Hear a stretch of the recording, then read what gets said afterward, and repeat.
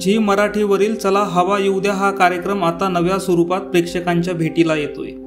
नव्या स्वरूपात येणाऱ्या कार्यक्रमात अभिनेते डॉक्टर निलेश साबळेंना डच्चू देण्यात आल्याची चर्चा रंगली होती। त्यानंतर राशी चक्रकार शरद उपाध्येंनी एक फेसबुक पोस्ट लिहित निलेश साबळेंवर जोरदार टीका केली होती। चला हवा येऊ द्याच्या सेटवर आपल्याला अपमानास्पद वागणूक दिली होती। दुसऱ्याच्या विषयाबद्दल आदर ठेवायचा असतो, पण तुम्ही बेपर्वा होतात। आपले सादरीकरणही आकर्षक होत नव्हते। या साऱ्याचा परिणाम म्हणजे तुम्हाला चॅनलने बाहेर काढले, असं शरद उपाध्येंनी त्यांच्या पोस्टमध्ये म्हटलंय। यावर डॉक्टर निलेश साबळे काय बोलणार याकडे सर्वांचंच लक्ष लागलं होतं। अखेर या प्रकरणावर डॉक्टर निलेश साबळेंनी स्वतःची बाजू स्पष्ट करण्यासाठी एक व्हिडिओ शेअर केलाय। पाहूयात ते काय म्हणालेत। सन्माननीय राशी चक्रकार शरद उपाध्ये सर यांच्याशी मला खरं तर थेट संवाद साधता आला असता, कारण त्यांचाही नंबर माझ्याकडे आहे, माझाही फोन नंबर त्यांच्याकडे आहे। परंतु काल सोशल मीडियामधूनच त्यांना व्यक्त व्हायचं होतं, त्यामुळे जरी मी सोशल मीडिया फार वापरत नसलो तरी सुद्धा जो काही आहे थोडाफार आहे तो आज वापरण्याची वेळ आली। मला नेहमी वाटायचं की सोशल मीडियावर आपण फक्त मनोरंजनाचे व्हिडिओ पोस्ट करत जाऊयात, जेणेकरून आपलं जे काम आहे लोकांना हसवणं तेवढंच आपण करूयात। पण कधीतरी असाही एक व्हिडिओ इन्फॉर्मेटिव्ह किंवा जे काही खरं घडलं होतं त्याचा एखादा व्हिडिओ करावा लागेल असं खरं तर मला वाटलं नव्हतं। पण ठीक आहे, वेळ असते आणि त्यावेळी त्या गोष्टी कराव्या लागतात। सन्माननीय शरद उपाध्ये सर, तुमची आणि माझी 1 ते 2 वेळा भेट झाली होती, कशी तीही मी प्रेक्षकांना सांगणार आहे। तुम्ही माझ्यासाठी गुरुतुल्य आहात, होतात, पुढेही राहाल। परंतु काल सुरुवात जी तुमच्या पोस्टची आपण केलीत की डॉक्टर निलेश साबळे यांना झी मराठीने डच्चू दिला, मी खाली का बघतोय, मी मुद्दे काढून बोलतोय, उगाच वेग काहीतरी बोलत नाहीये म्हणून मी मुद्दे काढून बोलतोय। कारण उगाच माहिती न घेता एखादा पटकन व्हिडिओ बनवणं किंवा पटकन काहीतरी लिहिणं मला वाटतं ते जबाबदारीचं वाटत नाही माझ्यासारख्या माणसाला। जर आपण आपली बाजूच नाही मांडली तर लोकांना आपली बाजू कशी कळणार, म्हणून हा सगळा मी घाट घातलेला आहे या व्हिडिओचा। खरं तर आपण सुरुवात केली की झी मराठीनं डच्चू दिला, हकालपट्टी केली वगैरे वगैरे। मला फक्त एक प्रश्न विचारायचा आहे सर, की तुम्हाला यातली पूर्ण माहिती आहे का? किंवा बाहेर सुद्धा मीडियामध्ये लिहिणाऱ्यांना काय ते लिहू शकतात। यूट्यूबवरती बरेच जणांचे स्वयंघोषित पत्रकारांचे चॅनल आहेत, जे कुठली मोठी मोठी चॅनल आहेत त्यांचा मी रिस्पेक्ट करतो, पण स्वयंघोषित जे कोणी पत्रकार मुलं असतात, मुलंच म्हणतो मी त्यांना, जे आपापलं एक चॅनल करतात आणि त्याच्यावरती डच्चू दिला, हकालपट्टी केली, या सगळ्यांना एक महत्त्वाची इन्फॉर्मेशन द्यायची आहे। कार्यक्रमाला मी नाही म्हटलोय, तुम्हाला कदाचित माहिती नसेल म्हणून म्हणतो की ही माहिती घ्यायला पाहिजे होती तुमच्यासारख्या एका मोठ्या गुरुतुल्य व्यक्तीनं। जेव्हा आपण एवढ्या मोठ्या सोशल मीडियाचा वापर करतो, सोशल मीडिया खूप मोठं नाव आहे, कारण तुम्हाला माझ्यापेक्षा जास्त लोक फॉलो करतात सर, आणि तुम्हाला मला तरी एक फॅन म्हणून फॉलो करतात, तुम्हाला गुरु म्हणून फॉलो करतात। त्यामुळे मला असं वाटतं की जबाबदारी खरं तर तुमची जास्त होती की आपण खरंच माहिती घेऊयात। झीमध्ये तुमच्याही ओळखी भरपूर आहेत, तुम्ही एक फोन करून विचारू शकला असतात की काय झालंय, निलेश साबळे या कार्यक्रमात का नाहीये।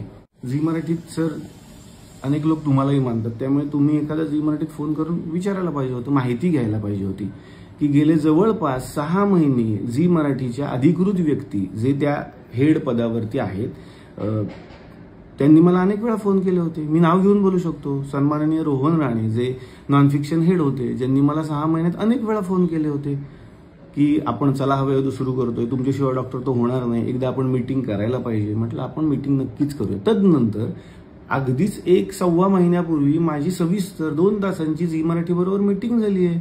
त्यानंतर तुम्ही असं लिहिलंय, वडीलधाऱ्या अधिकाऱ्यानं मी निलेश साबळेंना काही सांगण्याचा प्रयत्नही केला। मला असं वाटतं की माझ्या वडिलांचा आणि माझा जर काही विसंवाद झाला तर ते सोशल मीडिया नाहीत वापरत सर, ते थेट मला फोन करतात किंवा मला झाडतात किंवा मला थेट बोलतात की हे तुझं चुकलेलं आहे, कारण तुम्हाला तो अधिकार आहे, तुम्ही मोठी माणसं आहात। सोशल मीडिया जेव्हा आपण व्यक्त होण्यासाठी सतत वापरतोय तेव्हा मला वाटतं त्याला एक वेगळा वास येतो।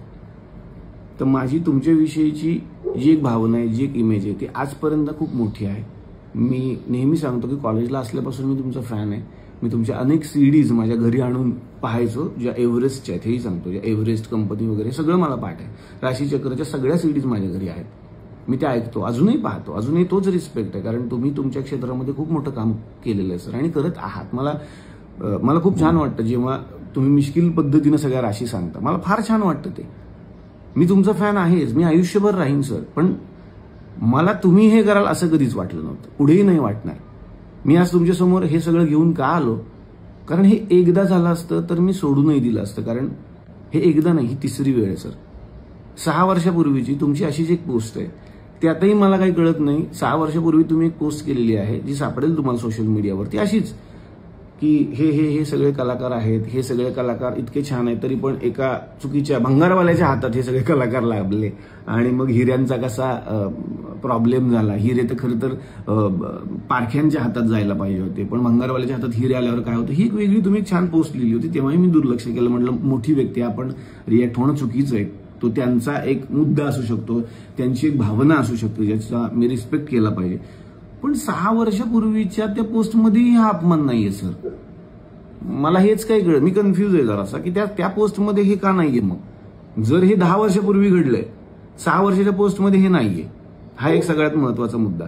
याही आधी एका मोठ्या वर्तमानपत्रामध्ये तुम्ही असंच काहीतरी बरंचसं काहीतरी लिहिलेलं होतं, तरी आम्ही सोडून दिलं की जाऊ द्या, मोठी व्यक्ती आहे आणि त्यांनी लिहिलंय, त्यांना अधिकार आहे. माझं हेच म्हणणं आहे की प्रत्येकाला आपला मुद्दा मांडण्याचा निश्चित अधिकार आहे, प्रत्येकाने तो मांडला पाहिजे.